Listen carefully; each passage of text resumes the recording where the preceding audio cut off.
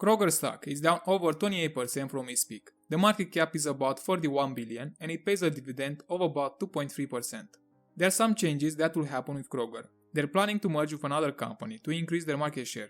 They say they will pay about $34 per share for that merger, and the company's stock price is about $21 right now. So it looks like you can make an easy profit if the merger happens. But there are other things you should know. And in this stock analysis, I'll help you see their business model, their fundamentals, what opportunities they have, the risks, and at the end you'll find out the fair value of Kroger, whether it's a good buy at the current price, and how you may get 28% return on your investment with that merger.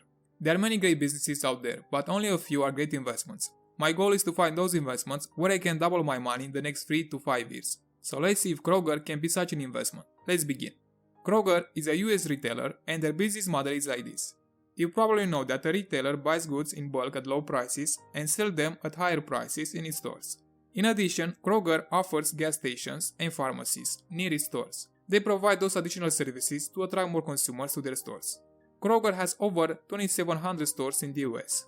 Another thing you should know is that Kroger has its own food production plants.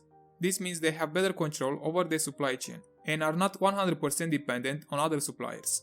By having those plants, Kroger is able to offer fresh food to consumers. Moreover, Kroger allows consumers to order online. They can pick up their goods at Kroger stores or choose for home delivery. It's not much of a science what they do, but they have to be quite careful with their costs, because the retail industry has low margins, and the more they save on their expenses, the more profits they can make. And of course that will be reflected in the stock price. Now let's take a look at their fundamentals. Kroger has a market cap of about 41 billion and pays a dividend of around 2.3% or $1.04. It's not that much, but for passive income it's quite good. Because that dividend will increase more in the future, you can reinvest the dividends you get, plus the company might do some buybacks, and its earnings will increase with the economy. Of course, you can get even more than that if you find better investments. As you can see, revenue is expected to grow a little from 147 billion to over 152 billion. Same for earnings, that are expected to increase from 1.6 billion to 3 billion by 2025.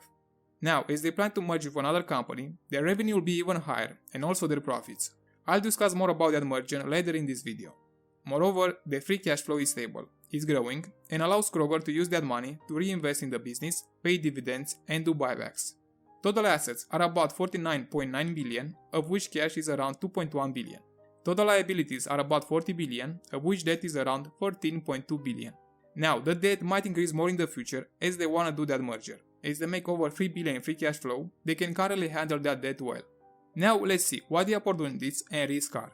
As I said at the beginning, Kroger plans to merge with Albertsons, another retail company, which has over 2,000 stores and will grow to about 5,000 stores in the US together. If you don't know anything about Albertsons, I can show you a short overview of this company. The market cap is about 11 billion, the PE ratio is around 8, and it pays a dividend about 2.2%. And they made around 147 billion revenue last year, and 1.6 billion in earnings. So Kroger will merge with a profitable business. Now, how much will Kroger pay for that company? According to their press release, Kroger will acquire all of Albertsons stock for $44.10 per share. Now, the stock price is about $21, but if you keep reading, you'll find out that the actual price may be reduced due to a store divestiture process. They plan to spin off a part of their business, and because of this, they've already paid a special dividend of about $4 billion, or $6.85 per share. If you subtract that dividend from that possible price, the final price will be about $27. Now, this price might be lower or not, it depends on their final agreements, and if that merger happens. So if the final price paid by Kroger is about $25, then you can have 28% on your investment, if you buy Albertsons now. If other changes occur, then the return can be much lower, or that merger may not happen. If you are interested in this merger, you can read more about Albertsons, and follow their press releases.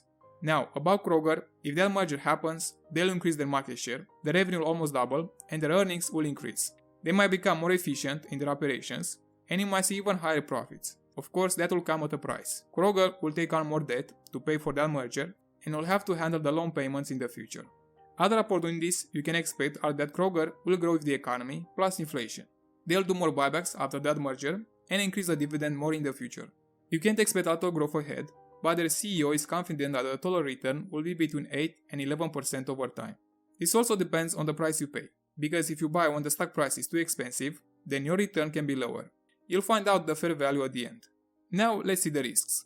The main risk is competition. Kroger competes with Walmart, Costco, and Amazon. The most important factors will be the price, who will be the cheapest retailer, and the distribution system. As e-commerce is growing, more people are ordering online. Every retailer will try to gain more market share. And how can they do that? Because there is the cost of goods plus the cost of delivery. Of course, there are other costs, but I mean the biggest expenses. And technology is and will become more important for every company. Because by using the right software, the right algorithm, those companies can lower their costs. For instance, for delivery, Amazon is working on autonomous driving and drone delivery. Imagine if they only send a van with several packages and it was like an ATM, you only go outside and pick up your order. Then Amazon won't need drivers anymore, and they can become more efficient using other algorithms. So their costs can go down, and they'll be able to provide goods at lower prices. This means they'll gain more market share. Now, don't think this will happen next year, but in the long term. And the other retailers will try to do the same thing, if they can. That's why competition is a risk for Kroger. And if you invest in it, you have to follow all the changes that may happen in this industry. Store locations won't matter as much if more people order their groceries online. Now, let's discuss about investing in Kroger. The stock price is down a bit, not as much as other tech companies, because of inflation and the pandemic, people are eating more at home, and it's much cheaper. Now, every time you want to invest in a business, you also have to see the risk, how much money you can lose, and the reward, how much money you can make. So the risk of investing in Kroger, it depends on their future growth. For instance, if Kroger doesn't grow for the next 10 years because of competition, of course, they grow at the beginning and then lose market share. The fair value will be about 15 billion for a 10% return on an investment. The multiple is 10 and the payout ratio is about 40%, as they pay a part of their earnings in dividends, and the rest is for buybacks and investing back into the business. And the reward, if Kroger grows by 5%, then 3%, as it grows the economy, and the multiple is about 18, then the fair value will be about 42 billion for a 10% return. This can happen if Kroger gains more market share and the market likes it more. As you can see, the fair value is about the same as the market cap. And the normal case where Kroger grows its earnings by 3%, then by 2%, and the multiple is 15, then the fair value will be about 25 billion for a 10% return. If you choose 7%, then the fair value will be about the same as the market cap. So you can expect a return of about 7% at the current market cap for the next 10 years, if Kroger doesn't lose too much market share and grows with the economy. You can wait for a decline if you want a higher return or find other investments. Warren invested in Kroger. The average price he paid was about $44 and sold some shares when the price was expensive. So it's up to you, what return you want. If you want more, you can check out my playlist of undervalued stocks, where you can find more ideas to choose from. And tell me in the comments, where do you see this business in the next 10 years? And if you find value in this video, please give a like and subscribe to see more videos like this, because I want you to succeed.